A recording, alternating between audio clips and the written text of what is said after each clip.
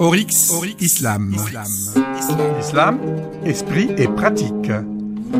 Une émission de Younes Yabi, présentée en compagnie de Dr Shawqi Al-Azhar. Bismillahirrahmanirrahim. Assalamu alaikum wa rahmatullahi wa barakatuh. Bonjour Dr Shawqi. Bonjour Younes, wa alaikum salam wa rahmatullah. Bon, alors, justement, après avoir passé en revue, après avoir pris une bonne idée sur l'historique, l'histoire de l'islam, etc., sous plusieurs angles, aujourd'hui, vous avez prévu de nous parler des 5 grandes finalités de l'islam. 5 grandes finalités de l'islam, c'est un sujet qui a l'air, pour moi, qui a l'air un peu vaste, un sujet, comme on dit, bateau. Donc, on va essayer de le prendre, vous allez essayer de le prendre méthodiquement.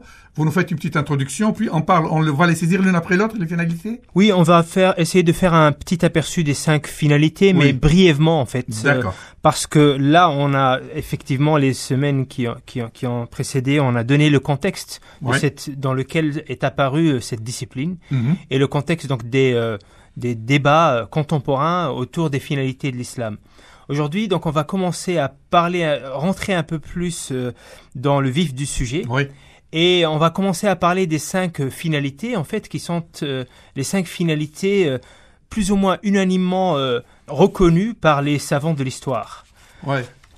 Donc, ces 5 finalités-là, aujourd'hui, le débat encore est ouvert autour de ces 5 finalités, mais en tout cas, la majorité des savants de l'histoire musulmane les ont adoptées en tant que finalité de l'islam, qui sont, en l'occurrence, donc la préservation de la religion, qui est la première, la deuxième, la préservation de l'humain, et vient après la préservation de l'intelligence, de la raison plutôt. La raison. De la raison. Puis la préservation de la progéniture, hifdh al-nasab. Oui. Ou hifdh al-nasl. Donc les deux sont utilisés. Hifdh al-nasab, qui est la préservation donc de la filiation. Voilà, ça c'est la filiation, oui. Filiation et ça c'est l'origine. Et hifdh al-nasl.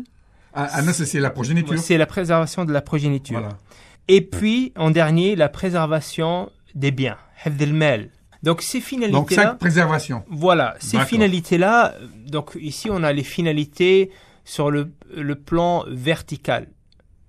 Sur le plan horizontal. On va voir plus tard qu'on a aussi les finalités sur le plan vertical. La différence, je crois que là... Ouais, on va expliquer la différence. Faut pas qu'on se perde. On va expliquer la différence. Mais ici, sur le plan horizontal, c'est-à-dire que la majorité des savants estiment que la religion musulmane n'est venue que pour réaliser ces 5 finalités-là. Donc sur le plan horizontal, parce que toutes les prescriptions vont verticalement évoluer donc vers ces finalités-là qui sont ces 5 finalités. Vous voulez dire que chacune de ces finalités comprend plusieurs branches? Oui, et en vérité englobe ces finalités. Un grand titre, une manchette, une grande manchette et beaucoup de sous-titres. Tout à fait. Ces 5 finalités ensemble englobent l'islam. Et toutes les prescriptions de l'islam ne sont venues que pour réaliser une ou plusieurs de ces finalités. Donc si on essaye de faire l'induction des prescriptions islamiques, on va voir que d'une manière ou d'une autre, chaque prescription de l'islam, chaque enseignement de l'islam contribue à réaliser une de ces grandes finalités. Voilà. Et donc j'ai dit que voilà, les savants classiquement ont admis ces 5 finalités, on les retrouve chez... Il y a un consensus total, global. Non, pas total, parce qu'il y a des savants qui ont contesté que ces 5 finalités-là soient les seules finalités de l'islam. Comme par exemple... Ils en ont d'autres. Ibn Taymiyyah, par exemple. Oui. Et d'autres ont contesté cette catégorisation-là. Voilà, on les retrouve chez Al-Juwayni, par exemple.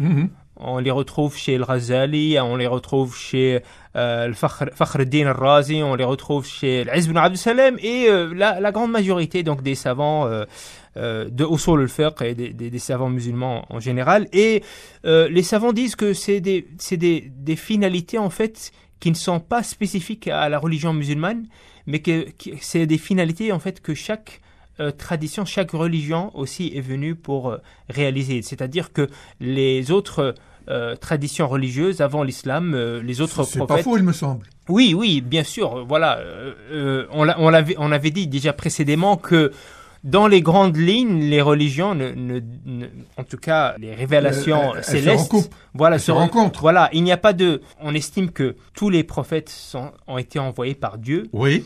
Et donc la différence entre les prophètes, c'est une différence dans certains détails, mais pas dans les grands principes. Tous les prophètes sont venus appeler les gens à croire en Dieu, à adorer Dieu, à délaisser le mal, etc. Et donc, ces 5 finalités, on estime que, en fait, c'est des finalités qui sont partagées par toutes les traditions religieuses. Maintenant, donc, voilà, on va y revenir sur la divergence sur ces finalités et sur le fait que, notamment les savants contemporains ont estimé que cette catégorisation-là, c'est une catégorisation qui est plutôt historique, c'est-à-dire qu'elle n'englobe pas toutes les finalités de l'islam. C'est-à-dire que l'islam a apporté quelque chose de plus. Il y a plus que ça, il y a plus que ces 5 finalités. On va le voir plus tard. Mais donc ça, je voulais m'y arrêter parce que voilà, c'est quelque chose qui est fondamental dans la discipline des finalités. C'est ces 5-là qui reviennent sans arrêt. Et après, on a la catégorisation verticale. Donc ici, on a la catégorisation horizontale. Après, on a la catégorisation verticale. Donc ici, horizontale, pourquoi ?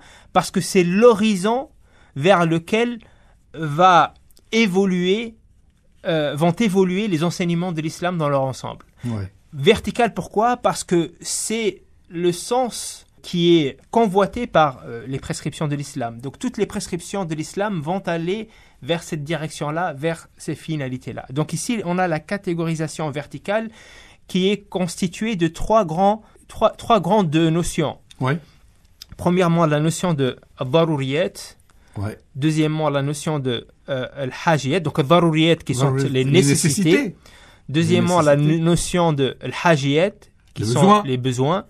Et troisièmement, la notion de tahsiniyat qui sont les embellissements. Les embellissements. Donc, qu'est-ce que veut dire al-daruriyat, les nécessités ? Eh bien, c'est ce qui est nécessaire afin de réaliser les grandes finalités de l'islam.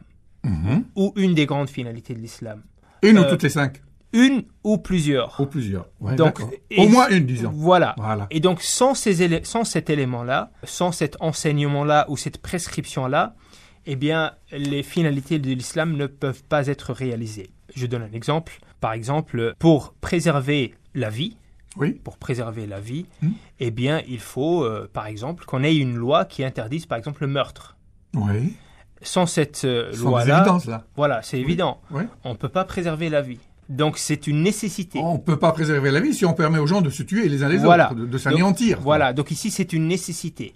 Un autre exemple, par exemple, la prière. Oui. La prière est considérée aussi parmi les nécessités. Pourquoi ? Parce que c'est un moyen nécessaire à la réalisation d'une des grandes finalités de l'islam. Parce que une des grandes finalités de l'islam, on le verra, on a dit, c'est la préservation de la religion, la première. De la religion, mais la préservation de l'humain aussi. Et l'humain, pour qu'il soit préservé non seulement physiquement, mais aussi spirituellement. Oui. Et l'humain, dans ses besoins spirituels, il a besoin de se détacher de tout ce qui va l'entraver afin d'être un humain à part entière. Et la prière ici est un moyen pour se détacher de ce qui l'entrave dans cette vie et pour avoir ce contact, ce lien avec Dieu, parce qu'en vérité c'est Dieu qui lui a inspiré le souffle divin, son esprit, ça vient de Dieu, et donc pour que cet esprit se libère et pour qu'il ne soit pas sous le joug de cette vie, sous le joug des passions, sous le joug de tout ce qui peut donc l'entraver, eh bien cette prière-là va le libérer. Ouais. Et donc la prière, dans ce sens-là, à cet égard-là, est un moyen nécessaire pour que l'humain se libère spirituellement. Et donc ici on parle de nécessité, daruriyat. Donc vous voyez que ici on a dit que c'est une catégorisation verticale. Pourquoi ? Parce que c'est des moyens. C'est des moyens qui sont nécessaires ou qui sont de l'ordre du besoin ou de l'ordre de l'embellissement afin de réaliser les grandes finalités de l'islam. Donc ici, on a donné l'exemple des nécessités. Des nécessités, oui. Donc c'est un moyen nécessaire sans lequel une des finalités ou plusieurs des finalités ne peuvent pas être réalisées, ne peuvent pas être atteintes. Voilà. Ou bien, en tout cas, il y aura une difficulté à la réaliser, une grande difficulté à sa réalisation. Oui. Après, on a les besoins. Les besoins qui sont des éléments qui sans ces éléments-là, il ne sera pas impossible de réaliser les grandes finalités, mais dans leur réalisation, il y aura une gêne, il y aura une difficulté. Donc ce ne sera pas impossible, mais ce sera difficile. Ou très difficile. Voilà, et donc ici on parle de besoins. Des exemples, docteur. Oui, donc on a plusieurs besoins. Par exemple, le travail, c'est un besoin, ou bien le déplacement, se déplacer avec les moyens de transport, c'est un besoin. Absolument. C'est-à-dire que les grandes finalités de l'islam peuvent se réaliser sans ces éléments-là, sans que quelqu'un, par exemple, n'ait un travail ou n'ait un moyen de se déplacer, etc. Mais il y aura une gêne et une difficulté. Et donc ici, on parle de besoin. Il s'agit d'un besoin. Et aussi, toutes les prescriptions de l'islam qui vont contribuer à la réalisation des finalités, mais dans l'absence ne représentent pas une nécessité, eh bien, ces éléments-là sont des besoins. Sont des besoins qui viennent contribuer à cette réalisation-là, la faciliter, mais pas pour autant être des nécessités. On peut mettre la communication avec, par exemple ? Ça peut être tout ce qui relève du besoin, mais on peut tous les éléments dont on peut se passer, mais sans leur présence, eh bien effectivement il y aura une difficulté. Une difficulté, exactement. Voilà. Et après on a des embellissements. Les embellissements. Tahsiniyat. Oui. Ici, ce ne sont pas des choses sans lesquelles les finalités ne vont pas se réaliser, ni les choses qui vont réaliser ou bien établir une gêne ou une difficulté en réalisant les objectifs de l'islam, mais sans leur présence, il y a un petit quelque chose qui manque, parce qu'ils viennent embellir. Dans notre démarche, dans la réalisation des finalités de l'islam, ils viennent rajouter un petit quelque chose, ils viennent embellir cette démarche. On peut donner un exemple, par exemple en islam, le parfum c'est quelque chose de recommandé. Et on sait que le prophète sallallahu alayhi wa sallam, pour tout le monde. On sait que le prophète sallallahu alayhi wa sallam, il a dit que il se parfumait. Il se parfumait, et parmi les choses qu'il aimait beaucoup et dans lequel il investissait, c'est le parfum. Mais on sait que sans le parfum, on peut vivre sans parfum. On peut revivre. Mais on vit mieux avec le parfum. Et les finalités de l'islam vont se réaliser. Il n'y aura pas de difficulté. Mais c'est quelque chose qui rajoute. Il embellit la voie vers la réalisation de ces objectifs-là. Et donc ici, on a ces trois catégories. Et quand on regarde... L'habit, par exemple, bien s'habiller. Bien s'habiller de manière élégante. Ou se soigner ses habits, soigner son apparence. Soigner son apparence. Voilà. Toutes ces choses-là sont des choses qui sont recommandées en islam, mais qui ne sont pas forcément des nécessités ou des besoins, mais qui relèvent de tahsini, de l'embellissement, parce que c'est quelque chose, effectivement, côté esthétique, qui vient rajouter. On a par exemple un hadith où le prophète sallallahu alayhi wa sallam a vu après des funérailles, il a vu que la tombe n'était pas bien construite, n'était pas bien agencée. Agencée, oui. Et il a dit, mais mettez-la de manière droite. Alors que, rectifiez-la. Ça n'ajoute rien.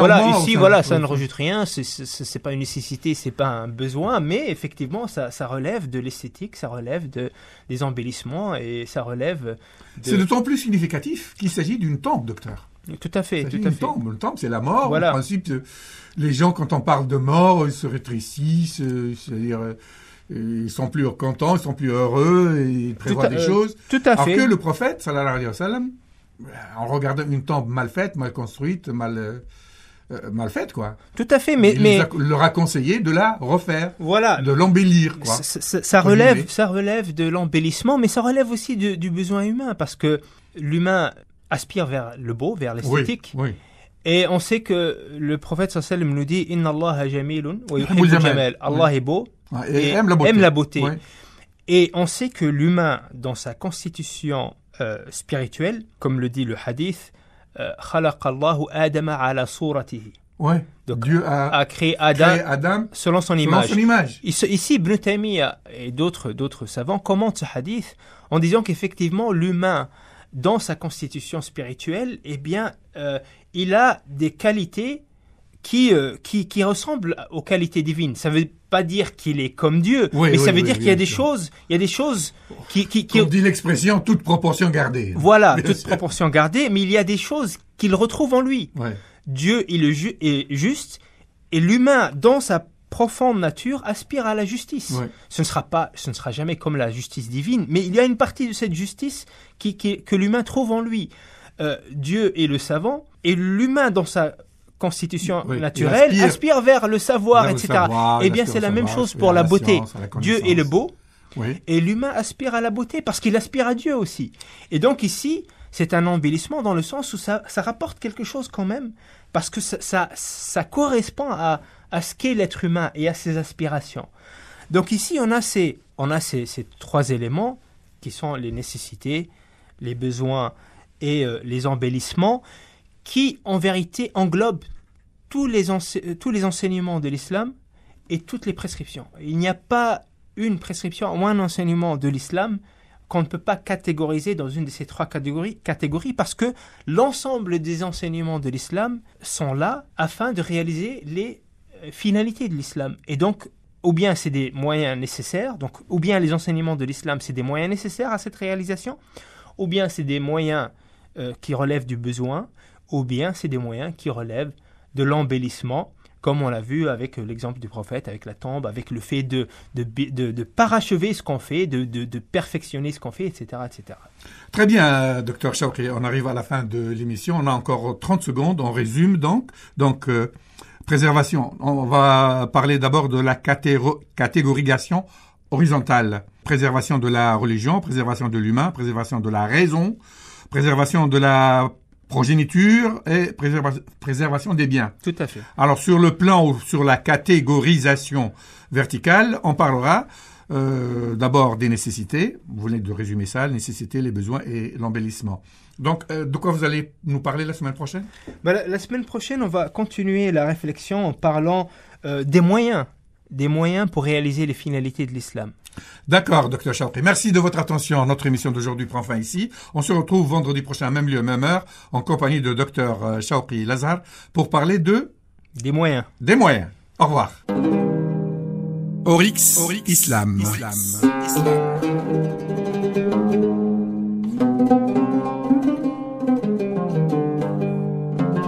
L'islam, esprit et pratique.